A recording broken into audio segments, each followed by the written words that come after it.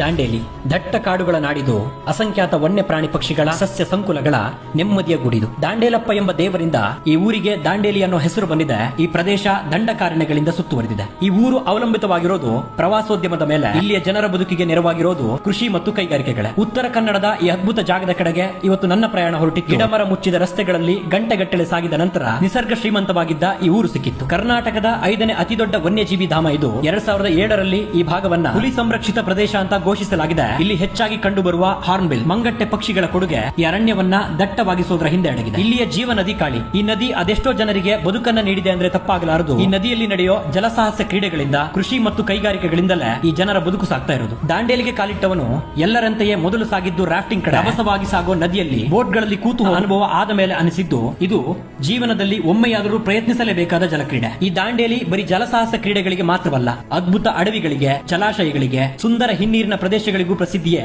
ಇಲ್ಲಿಯ ಸಣ್ಣ ಪುಟ್ಟ ತಾಣಗಳನ್ನ ಹುಡುಕಿ ಹೊರಟವನಿಗೆ ಸಿಕ್ಕ ಜಾಗಗಳು ಅದ್ಭುತವಾಗಿದ್ವು, ನನ್ನ ನಿರೀಕ್ಷೆಯನ್ನು ಮೀರಿಸುವಂತೆ. ಆ ಅದ್ಭುತ ಕಾಡುಗಳು, ಜಲಸಾಹಸ ಕ್ರೀಡೆಗಳು, ಅಲ್ಲಲ್ಲಿ ಸಿಕ್ಕ ವನ್ಯಜೀವಿಗಳು, ನದಿ ಸಂಗಮಗಳು, ಸುಂದರ ಸೂರ್ಯಾಸ್ತಮಗಳು ಒಂದೆರಡು ದಿನ ನನ್ನ ಈ ದಾಂಡೇಲಿಯಲ್ಲಿ ಕಳೆದು ಹೋಗುವ ಹಾಗೆ ಮಾಡಿತ್ತು. ಹಿಂದಿರುಗೋ ಹೊತ್ತಿಗೆ ನನಗೆ ಅದ್ಭುತವೆನಿಸಿದ ಜಾಗಗಳ ಪಟ್ಟಿಗೆ ಈ ದಾಂಡೇಲಿಯು ಸೇರಿತ್ತು. ನಿರೀಕ್ಷೆ ಇಟ್ಟು ಬಂದ ಹಾಗೆ ನಡೆಯಲ್ಲ ಈ ಟ್ರಾವೆಲಿಂಗ್ ನ ಜೀವನ. ಅನಿರೀಕ್ಷಿತ ಕ್ಷಣಗಳನ್ನ ಅನುಭವಿಸಿ ಮುನ್ನಡೆಯೋದೆ ನಿಜವಾದ ಪ್ರಯಾಣ.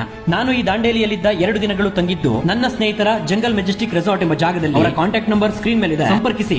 ನನ್ನ ರೀತಿಯಲ್ಲಿ ನೀವು ಸುಂದರ ದಾಂಡೇಲಿಯ ಜಾಗಗಳನ್ನ ನೋಡಬಹುದಿಲ್ಲಿ. ಇಲ್ಲಿಗೆ ಮುಗಿಯಲ್ಲ, ಮತ್ತೆ ಈ ದಾಂಡೇಲಿಯ ದಟ್ಟ ಕಾಡಿಗೆ ಮಳೆಗಾಲದಲ್ಲಿ ಮರಳುವ ಆಸೆ ಇದೆ. ಬೆಂಬಲವಿರಲಿ, ಇನ್ನಷ್ಟು ಈ ಅದ್ಭುತ ಜಾಗದ ಕೌತುಕ ವಿಷಯಗಳು ನಿಮ್ಮ ಮುಂದೆ ಬರಲಿದೆ.